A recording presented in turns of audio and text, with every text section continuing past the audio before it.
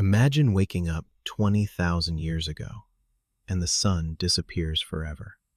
Not literally forever, but your nervous system does not know that. For a prehistoric child, sunset was not pretty background lighting.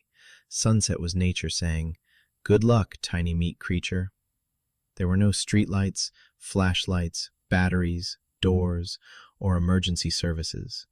There was only darkness, wind, strange sounds, and everyone pretending to be brave. Today, darkness can mean bedtime, movies, or forgetting the bathroom light. Back then, darkness meant the world changed teams. Humans were no longer the best hunters after sunset. Suddenly, the eyes in the bushes had the advantage. Why did prehistoric people fear darkness so much?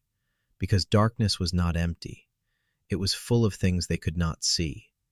And in prehistory, what you could not see could absolutely ruin dinner. To understand this fear, we need to step into one ordinary evening, not with kings, empires, or heroic warriors, just a small band of humans trying to survive another night. Our story takes place long before cities, farms, and written words. People lived in small groups of families, friends, and useful complainers. They moved through forests, grasslands, caves, beaches, and river valleys. Their world depended on climate, animals, plants, and lucky timing. Some groups followed migrating herds across open landscapes. Others stayed near coastlines, lakes, or seasonal food sources. Nobody had supermarkets, but everyone understood where snacks might grow. A berry bush was basically a prehistoric convenience store. A dead tree could mean insects, honey, fuel, or annoying splinters. A river meant water, fish, animal tracks, and possible danger. Every place offered food, but every place also demanded attention. Prehistoric people were not stupid cave cartoon characters. They were skilled, observant, social, creative, and surprisingly practical. They made stone tools, bone needles, baskets, shelters, and clothing. They planned hunts, shared knowledge, and learned landscapes deeply. Children grew up watching everything because school was called "Do Not Die." The adults taught them tracks, plants, weather signs, and animal behavior. A broken twig could mean breakfast, danger, or Uncle Grunt tripping again. During daylight, humans had good chances. They could see movement, read footprints, throw spears, and work together. But when the light faded, those advantages became weaker. Humans do not see well in darkness compared with many predators. Our noses are not exactly wolf-level technology either. Our hearing is useful, but easily fooled by wind and leaves. So when night arrived, imagination became a survival tool. Was that sound a branch? Was it a hyena? Was it a hungry cat with terrible manners? The safest answer was usually, "Please move closer to the fire." Here is the first surprising twist. Darkness did not only scare prehistoric people because of predators, it also scared them because it erased information. In daylight, the world has edges, colors, paths, and faces. At night, everything becomes shapes, guesses, and suspicious shadows. A familiar tree suddenly looks like a crouching animal. A friendly rock becomes a monster with excellent posture. The human brain hates missing information, so it fills the gaps. Unfortunately, it often fills them with panic and dramatic sound effects. Now picture a small group returning to camp near sunset. They have gathered roots, berries, nuts, eggs, and maybe shellfish. Some hunters carry meat, while others carry disappointment and excuses. A child walks behind, holding sticks like treasure. The air cools. Birds quiet down, and insects begin their evening concert. Everyone moves faster because nobody wants to be outside late. The adults know this landscape well. But night changes everything. A shallow ditch can twist an ankle. A hidden thorn can cut a foot. A cold stream can soak clothing and steal body heat. A wrong turn can separate someone from the group. Today, getting lost means checking a phone map. Back then, getting lost meant shouting into darkness like a terrible plan. So the group hurries toward a familiar shelter. Maybe it is a cave mouth, a rock overhang, or a windbreak. Maybe it is a hut made from branches, hides, grass, and bones. The exact shelter depends on place, season, and available materials. Nobody says. This open floor plan has great lighting, they say. Can predators enter easily? They also ask. Will rain attack us sideways tonight? As sunset deepens, the most important object becomes fire. Fire is not just warmth. Fire is light, defense, cooking, smoke, comfort, and social glue. A campfire turns unknown darkness into a smaller, manageable circle. Inside the circle, people see faces, tools, food, and hands. Outside the circle, the world becomes black and mysterious. That boundary matters more than any fence. It says, "Here are humans, jokes, and roasted food." It also says, "There is everything else, and everything else can wait." Keeping fire alive was serious work. Someone gathered dry wood before sunset. Someone protected embers from wind and rain. Someone watched sparks, smoke, and children with questionable judgment. A prehistoric child might think fire is magical. Adults knew it was magical, but also extremely needy. Fire behaves like a tiny orange animal demanding constant snacks. Forget to feed it, and darkness returns without an apology. Letting the fire die could mean cold food, cold bodies, and anxious minds. It could also mean losing protection from curious animals. Not every animal feared fire equally, but many avoided it. Smoke could bother insects and make camp less pleasant for pests. Light helped people notice movement near the shelter. Most importantly, fire let the group stay connected. Humans are social animals, especially when something growls nearby. Around the fire, people shared food, repaired tools, and told stories. Stories were not only entertainment, they carried warnings, memories, routes, and lessons. A story about a foolish hunter might actually teach caution. A tale about a strange sound might teach night awareness. A scary story could become survival education wearing a dramatic hat. The second surprising twist is this. Fear of darkness may have helped humans survive. Being too relaxed at night was not always a winning personality trait. The nervous child who noticed noises might save everyone. The cautious adult who checked the fire might prevent disaster. Fear was uncomfortable, but sometimes useful. It made people gather, listen, plan, and protect one another. Of course, fear also produced ridiculous misunderstandings. One person hears a snap and freezes dramatically. Another whispers, "Predator," with full confidence. Then a small rodent runs past, carrying everyone's dignity away. But laughter mattered too. Humor helped groups reduce stress and stay calm together. A joke near the fire was not just silly, it was emotional teamwork with better timing. As night settles, the group begins arranging sleep. They do not simply flop randomly on the ground.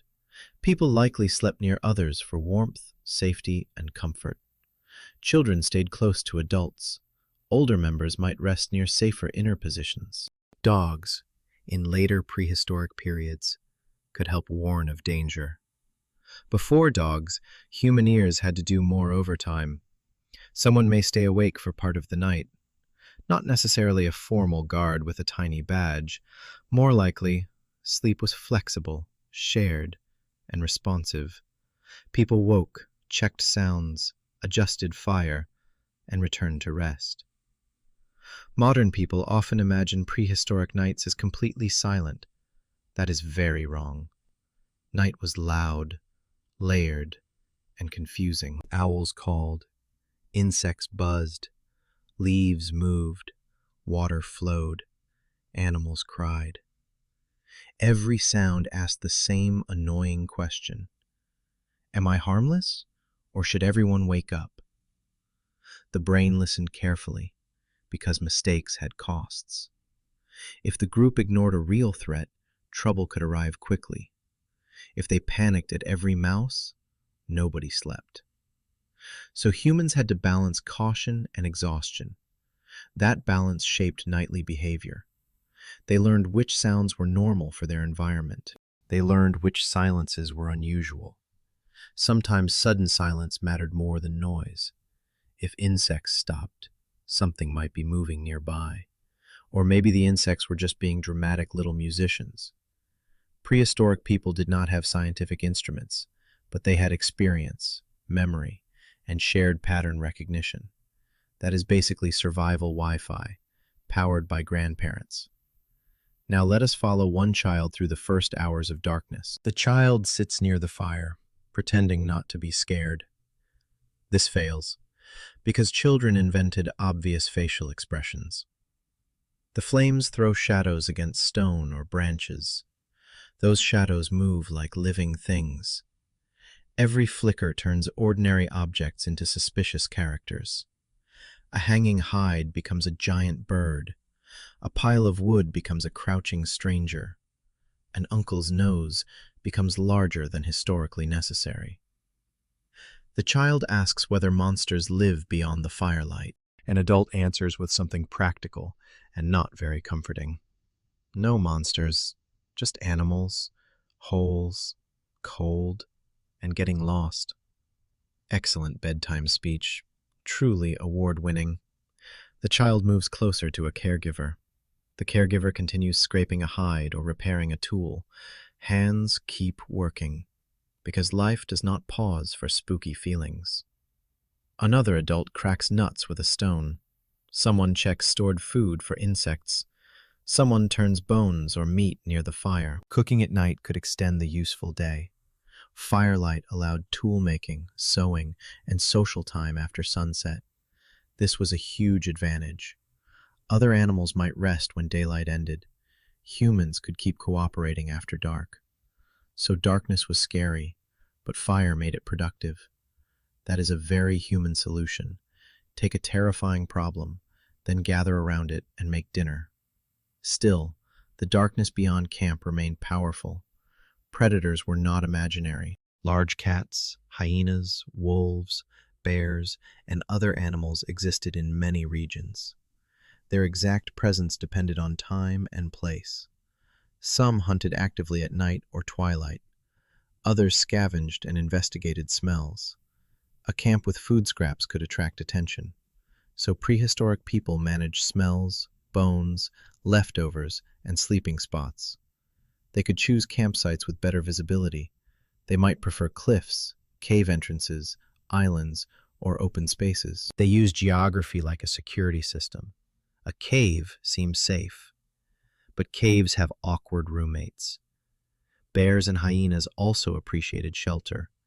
Imagine finding the perfect cave, then noticing it already has tenants.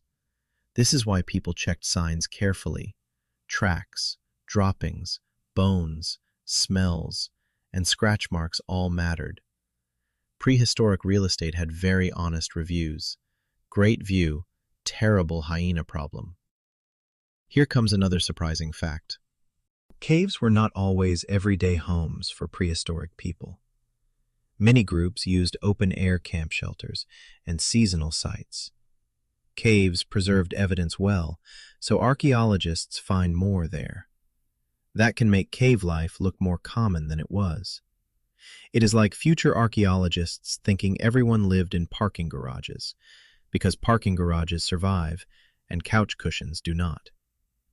So fear of darkness was not only about cave shadows. It affected forests, plains, beaches, mountains, and riverbanks. Anywhere light disappeared, risk increased. Darkness also made temperature more dangerous. Without sun, nights could become cold fast. Cold drains energy, especially for children and older people. Clothing, hides, body heat, and fire helped protect everyone. A wet night was worse. Wet clothing and wind could turn discomfort into serious danger. So darkness meant cold management too. It meant guarding embers like precious treasure. It meant waking to add fuel before flames vanished. It meant choosing sleeping positions wisely. And yes, it meant arguing quietly about who hogged the warm spot. Some things in human history never change. Food also became harder to protect at night. A stored pile of meat, nuts, or roots was valuable. Small animals wanted it. Bigger animals might want the smaller animals. Suddenly, your camp becomes a prehistoric buffet with poor security. So people had to store food carefully. They used containers, pits, hanging places, or hidden areas when possible. Methods varied by environment and available materials, but the principle was simple. Food attracts attention, and attention at night is stressful. Darkness also made injuries more likely. A sharp stone tool could cut fingers. A loose ember could burn skin. A hidden rock could trip someone walking outside camp. Prehistoric people did not have hospitals, antibiotics, or clean bandages. Even small injuries could become serious if infected, so caution after sunset made practical sense. Nobody wanted to explain, "I fought a root and lost." The main story of darkness is really about information.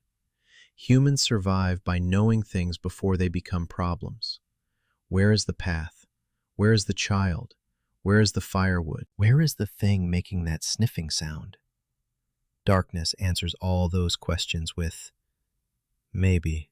That word is terrifying when survival depends on details. But humans did not simply surrender to fear. They turned darkness into a social challenge. They stayed together. They built fires. They developed routines. They told stories, shared knowledge, and watched the edges. They taught children where not to wander.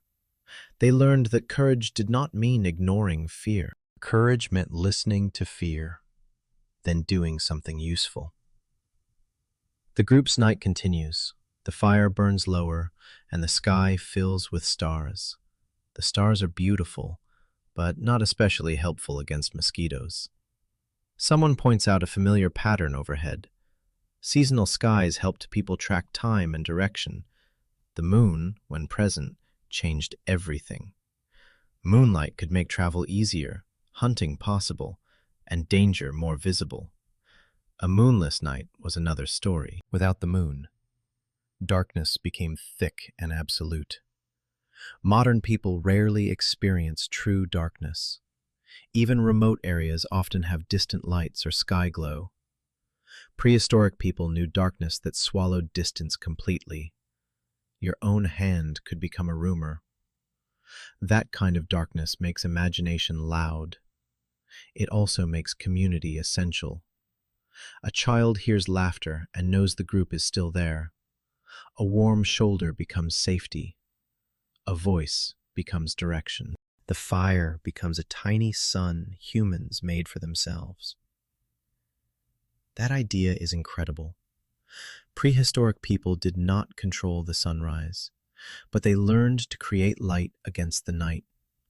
This changed human life deeply. Fire supported cooking, warmth, protection, and gathering after sunset. Cooking made many foods easier to chew and digest. Warmth helped humans live in colder regions. Light allowed more social time. More social time meant more teaching, bonding, and planning. So the thing they feared also pushed them toward cooperation. Darkness was an enemy, but also a teacher. It taught humans to gather. It taught them to prepare before problems arrived. It taught them to respect limits. It taught children that wandering away was not an exciting hobby. Now let us clear up some myths. Prehistoric people were not constantly screaming in terror every night. They were used to their environments and understood many risks. Fear did not mean helplessness. It meant awareness. Another myth says prehistoric people believed every shadow was supernatural. We cannot know exactly what every group believed, but symbolic thinking, ritual, and storytelling became important in human life. Darkness likely fed imagination, memory, and meaning. Night is perfect for stories because listeners cannot see everything. A storyteller near firelight becomes more powerful than daytime gossip. Shadows turn small gestures into giant drama. A tale about ancestors, animals, or spirits becomes unforgettable. This does not make prehistoric people childish, it makes them human. We still tell scary stories in dark rooms today. We just call it entertainment and pay for streaming subscriptions. Another lesser-known fact is that children probably learned fear carefully. Adults did not need to say, "Be terrified forever." They taught specific dangers instead. Do not leave camp alone. Do not touch unknown animals. Do not approach strange caves. Do not sleep too far from warmth. Do not throw the best firewood at your cousin. That last rule was probably necessary. Fear became structured through rules, habits, and stories. These habits helped children become useful group members. Prehistoric childhood was not endless playtime, but play was still important. Children likely practiced skills through games and imitation. They tracked footprints, copied tool-making, and learned throwing. They also learned nighttime discipline. A loud child could attract attention or wake everyone. A wandering child could create a group emergency. So darkness taught patience earlier than anyone wanted. Another misconception is that darkness was always bad. Night also offered benefits. Cooler temperatures could help movement in hot climates. Nocturnal animals provided clues and opportunities. The night sky supported seasonal awareness. Firelit gatherings strengthened relationships. Some tasks worked well after sunset. Darkness was dangerous, but not useless. Prehistoric people were not fighting darkness every second. They were negotiating with it. They learned when to move, when to stop, and when to wait. That is a very ancient human skill.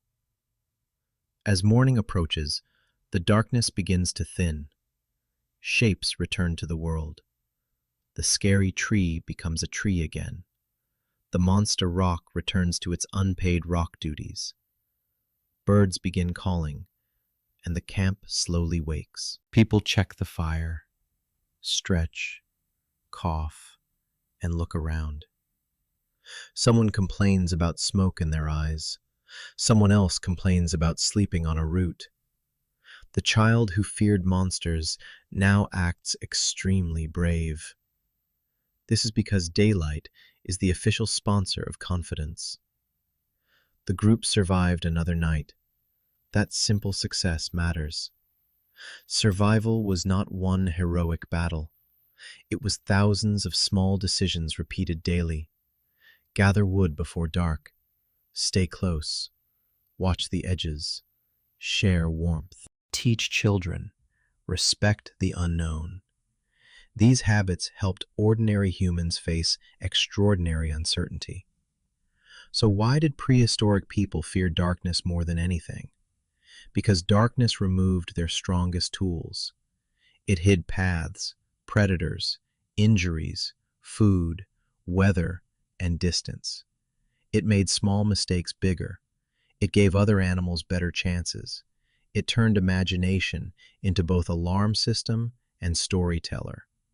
But darkness also shaped human genius. It made fire precious. It made cooperation necessary. It made stories powerful. It turned nervous families into watchful communities. And maybe that is the real twist. Humans did not defeat darkness by becoming fearless. They survived darkness by becoming better together. So tonight, when you turn off your light easily, remember them. Remember the tiny fire circles under enormous prehistoric skies. Remember the child listening to leaves beyond the flames. And ask yourself one strange question. If the fire went out, what would you hear first?